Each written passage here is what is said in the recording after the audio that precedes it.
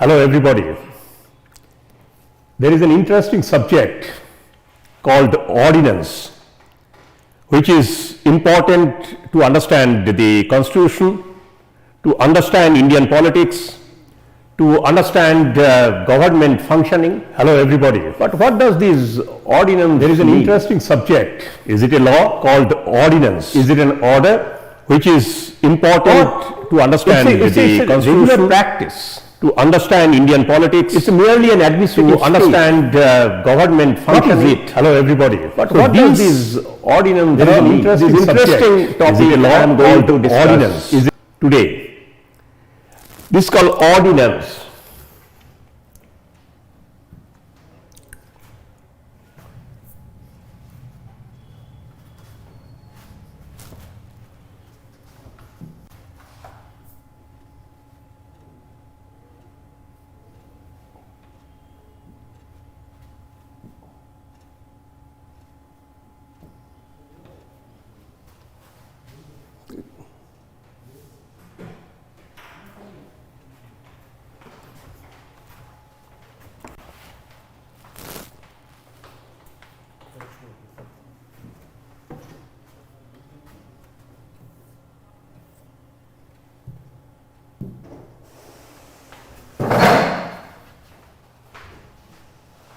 This is called ordinance. Fine. So what is an ordinance? Okay. Ordinance is actually a law. This is promulgated by the President of India under the recommendation of the Union Cabinet. This can also be issued by a governor of a state. Ordinance is a law, but it is not a full-fledged law. Ordinance does not require prior approval of the legislature. It is a law when legislature is not functioning. In that period, if you require a law for the country, then the way out is to issue an ordinance. Ordinance is issued when Parliament is not having session. So that has to be kept in mind. When Parliament is in session, then no ordinance can be issued. An ordinance then unless gets an extension by the Parliament, or a state legislature in the case of state, then it does not become a law. And it becomes automatically ineffective. Clear? The objective is to deal with an emergency situation. In an urgent situation, when Parliament is not in session but the country requires a law to deal with certain things, that time an ordinance is issued. Merchandise exports is to deal with situation where an emergency of the country lies, and that necessitates an urgent legal action. That time an ordinance comes. So an ordinance is described as a legislative power of the President. So if there is any question that what is the legislative power of the President, ordinance also is a law-making power of the President when Parliaments are not in session, or similarly when state legislatures or legislative assemblies are not in session, and that time the governor can issue an ordinance. Now what is the constitutional provision for that? Okay. Now Article 123, it says it gives the President power to law making, to promulgate ordinance when either of the two houses of Parliament is not in session. That part should be very, very clear, not in session. Merchandise exports, an ordinance promulgated and merchandise exports recovery under this article shall have the same force. Now, a law is made through legislature and ordinance is through presidential order. Both will have similar impact so far the country is concerned. It will have similar impact like a law made by the which are legislature. provided by government. So therefore, don't think that ordinance is Of such subordinated to a law made by parliament through its ordinary procedure. Nothing like that. So when there is an ordinance, it has all force equivalent to a law made by Incentive. the legislature. So based on the production, there was An ordinance incentive promulgated which are under this provided by article government shall under have the this same framework, force which provided a and same effect hugely for the production of as such an goods. act of parliament. But, every such, ordinance, may not continue for a long time. So we were discussing about how the agricultural then products Article were taken by the government of India 213, in terms while of various Article products such as 123 gives power to the poultry president, farms, and believe that you are- 213 gives power to the governor. It is very easy to remember, because if you just rearrange of the 1 to 3, then it becomes 213. Now foreign Okay, so 213 gives the power, similar power to the governor in a state. What is that power? The governor of a state with prior approval of the president. Now remember one thing, that governor does not have exclusive power to issue an ordinance.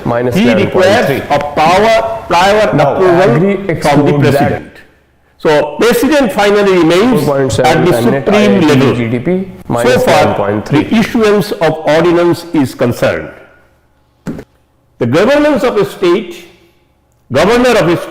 with prior approval of the president can also issue ordinances under the Constitution of India. When the state legislative assembly or legislative councils, where they are existing, legislative council exists in 6 states at present.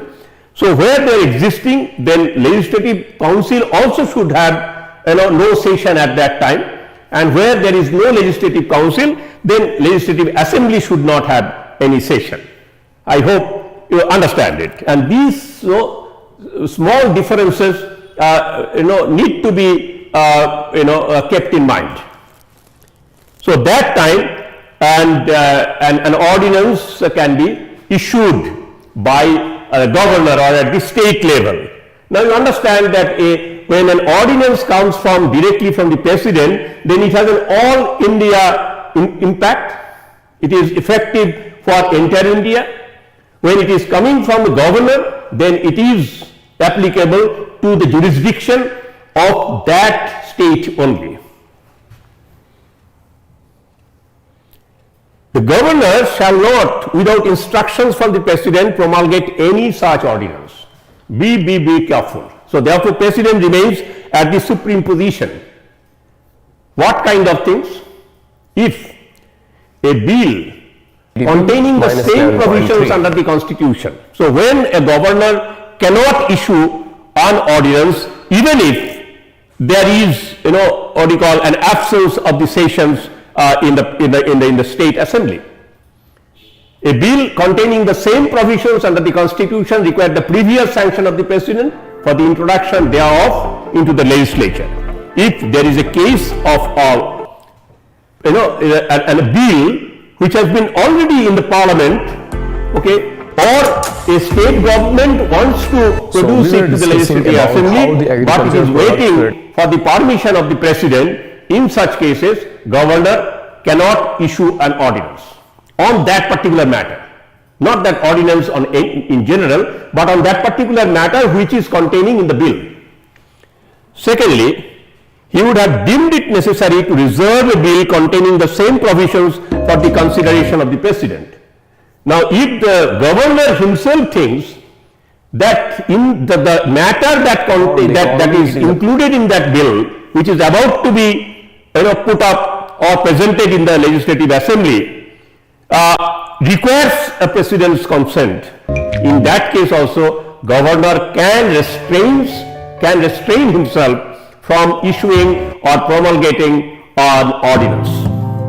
Third, an act of the legislature of the state containing the same provisions had received the assent of the president. An act of the legislature of the state containing the same provisions Okay, so already there is an act by the legislature, and that has already got, what you call, permission of the president or approval of the president on the same matter. If a legislative assembly or a state government, they want to issue an ordinance, in that case governor will not issue. Now let us go to the Article 239B, because what we have discussed central level, union level, and then the state level. But always you have to remember that right now, there are, in between there are union territories. So union territories are a part of the union, but at the same time they have some autonomous position, and they also have, not all, but at least 3 or 4 of them have now separate lieutenant governor, while in some other cases the governor of a state also looks into the union territory administration of the neighboring union territory. Okay, now what is the provision for that? Even a union territory can also issue an ordinance. Lieutenant governor or administrator, with prior approval of the president's power to promulgate ordinances during recess of union territory legislature. Now, lieutenant governor of a union territory can also issue an ordinance. So therefore, this is applicable even for a lieutenant governor of an union territory. So this is very interesting. So therefore, what we got from this discussion, there are 3 crucial articles. One is 123, which gives power to the president to promulgate an ordinance. Then 213, which gives power to the governor of a state, and then 239B, which gives power to the lieutenant governor or the administrator of a union territory. So these 3 sections are very important, and then we found that an ordinance has to be considered equivalent to a law passed by legislature. Third, that an ordinance can be issued only when the sessions of the legislative assembly, in the case of parliament both the houses, and in the case of state it is legislative assembly, and where there are legislative council, their sessions should not run simultaneously. When the sessions are not going on, only at that time ordinance can be issued. When an union territory lieutenant governor or the governor of a state are issuing ordinance, they will have to take prior consent from the president. Right? So I hope that you understand this. Now, an ordinance will then remain ordinance forever, or ordinance will be functioning automatically as a law? No. Ordinance will not remain ordinance forever. It is time bound. And secondly, an ordinance will not be automatically a law. What the steps to be taken to make them law? An ordinance has to be converted into legislation within 42 days. That means around 6 weeks. Okay, that means 1.5 months around, roughly, of commencement of the parliament session, or else it will lapse. So that means once the session of the parliament begins, then within 42 days or around 6 weeks or around 1.5 months, that ordinance has to be placed before the parliament, and then it requires to obtain parliament's approval to become a regular law. So once parliament approves it, then it will go for the president's consent, and then it will become a regular law or a sustainable law. So therefore, ordinance is time bound, but a legislation where a law, when it is passed by the parliament, that remains until that law is amended or that law is repealed. But in the case of ordinance, it is not like that. It is time bound. It will be automatically lapsed rather than automatically become law. An ordinance can be also repromulgated only thrice. That means if there is a need, okay, that a president or a governor can avoid placing it to the parliament or the Legislative Assembly, and these can be extended thrice. Okay, its maximum period is 6 months, but or the gaps between two sessions. So that is the period. So then it can be extended maximum 3 times, and after extending it for 3 times, then it has to be presented before the Parliament or before the Legislative Assembly, or it will automatically lose its life. So, and then process, all the processes to enactment of law has to be followed to make an ordinance a regular law. However, there are 3 limitations. What are those limitations? First, and limitations of what? Limitations of executive, because governor is executive, president is executive, so limitations to the executives to promulgate an ordinance. 1, the president can only promulgate an ordinance when either of the 2 houses of parliament are not in session, are not going on. Okay. Now see that same thing, if you present differently, then you get limitations too. The president cannot promulgate an ordinance unless he is satisfied that there are circumstances that require taking immediate action. That means president must be convinced that right now, when the parliament sessions are not going on, there is a need to have a law for the government to take an action, and that law is not in place. If he is satisfied with that, then only he will promulgate an ordinance. Same thing for the governors. Third, ordinance must be approved by Parliament within 6 weeks of reassembling, or they shall cease to operate. Now see that even if President issues an ordinance, though the President is the highest position of the government, even then President's power is limited here. Okay, and Parliament can overpower President once that 6 weeks time goes. If by the time it is not re-promulgated by the President on the approval of the Union government, and if Parliament also has not taken any step on that, then that ordinance will be automatically elapsed, automatically ineffective. That means what comes out of it, that Parliament has the capacity to overpower the President in the case of ordinance if it crosses over the given time limit. And they shall cease to operate. They will also cease to operate in case resolutions disapproving the ordinance passed by both the houses. So it can be either the Parliament session, it has not been placed within 42 days, or it has been placed but Parliament did not approve that ordinance and is not ready to make it a law. In that case also, that will be automatically lapsed. So this is where you find that how that President's law-making power is there, but also President's law-making power has some limitations. Next, the pertinent questions that comes regarding ordinance, because ordinance is a matter of conflict, matter of controversy, has been persistently in the debate that whether this ordinance is necessary, ordinance is justified. So hundreds of debates go on the issues of ordinances.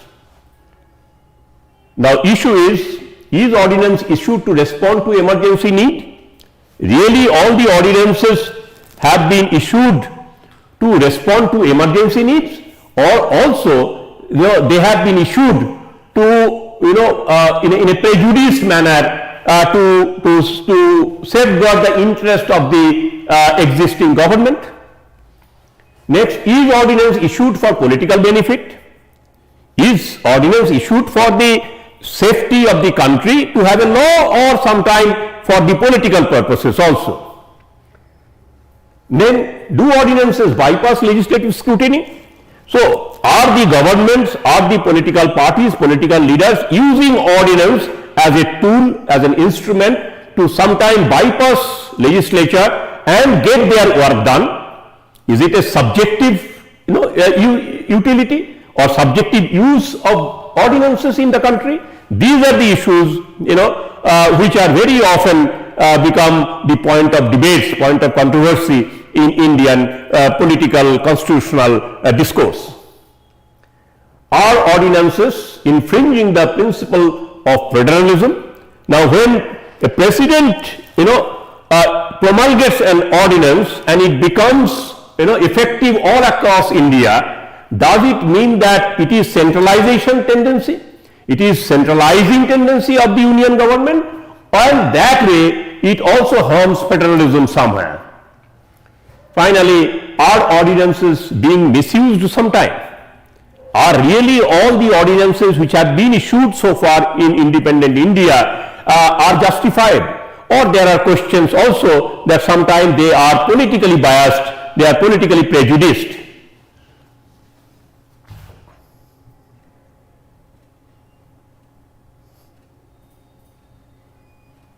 See that, two important cases are there on which Supreme Court has given judgment.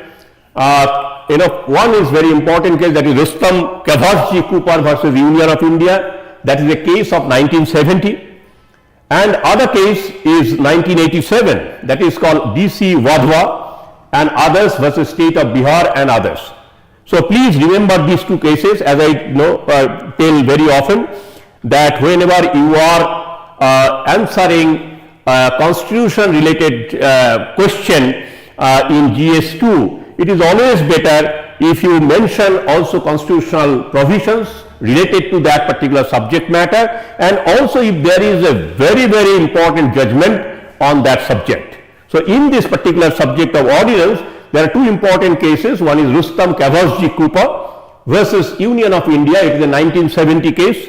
That means you see that within around 23 years of the formation of independent India, already there was controversy on ordinance. That is why the case came. And the other case came after 17 years of that, in 1987. That means, that time India has crossed how much, is around 40 years, right? So first case is Rustam Kavasji Cooper versus Union of India. The Supreme Court has established that judicial intervention is absolutely necessary. Okay. So Supreme Court's position is that the Parliament cannot have absolute power, absolute position on ordinance related issues. So if there is a need, then in that case Supreme Court will make interventions into that. So when the executive abuses its power to issue ordinances, so if there is an issue of abusing power, ordinances, the judiciary could intervene. Now see, that is a very strong word the Supreme Court uses. Even executive abuses, that means if the president abuses the power. So even the Indian Constitution does not allow the president to abuse his power. And if there is any incident where there is a suspected abuse of the power, or there is evidence of abuses of power, then we have Supreme Court which can intervene and make sure that such abuses are removed. DC Wadhwa and others 1987 case, the Supreme Court strongly condemned this practice and called it an constitutional fraud. Okay, so see the wording that Supreme Court using is saying that sometimes ordinances are used for political benefit, and therefore when it is used for political benefit, not for the purpose of the Constitution, not for the purpose of real benefit of the country, then it can be said as misuse of the Constitution or constitutional fraud. Now, certain ordinances which have really become the issues in the country. One is Indian Medical Council Amendment Ordinance 2010 was re-promulgated 4 times. Just see that it has been re-promulgated for 4 times. So 3 times were allowed by the Parliament, and 1 time also specially it was extended because of certain reasons. Okay. Then the specified banknotes, cessation of liabilities. So this is 1 time we see that in spite of normal provision of 3 times, so some ordinances have been promulgated for more than 1 time. That is why Supreme Court says that sometimes there are abuses. Second, the specified banknote cessation of liabilities ordinance 2016, which is called demonetization. Okay. Now in this case, ordinance was done with a future date. Okay. Not that immediately, but with a future date. So that means an ordinance can be issued even, with a future date, with an open date. Thirdly, since March 2020, okay, and March 2020 means immediately remember that is the time of when country has gone into the coronavirus pandemic, okay, and you see that March 2020, so far 11 ordinances have been passed by the government, out of which only 5 are remotely related to corona. It is not that all related to corona, but at least 5 are related to corona, and then another 2 are related to the health issues. So altogether 7 are related to health issues, but what about the other 4? That means 4 are related to the other issues of the country. Now if you really compare, if you see that in past 20 years of the independence, India has hardly a couple of ordinances. That means not that regularly they have been issuing ordinances, but the usage of ordinances or promulgation of ordinances, that culture develops only when there are political problems within the country. So more and more political problems, more and more government is resorting to the promulgation of ordinances. So that is where Supreme Court says it can be, there are tendencies of misuse. And you see, this is one instance. In 1 year itself, there are 11 ordinances in the country, of which 7 are health related, of them 5 are corona related, but another 4, they are definitely not health or corona related. So that means, that it is too much in a year. Within 12 months there are 11 ordinances, means almost in every month there was an ordinance. Okay, so this is where Supreme Court is making government again and again alert, please don't do it. So thank you very much. This is my brief presentation on the subject of ordinance. I believe you like it. If you have any questions, please get back to us. Thank you very much.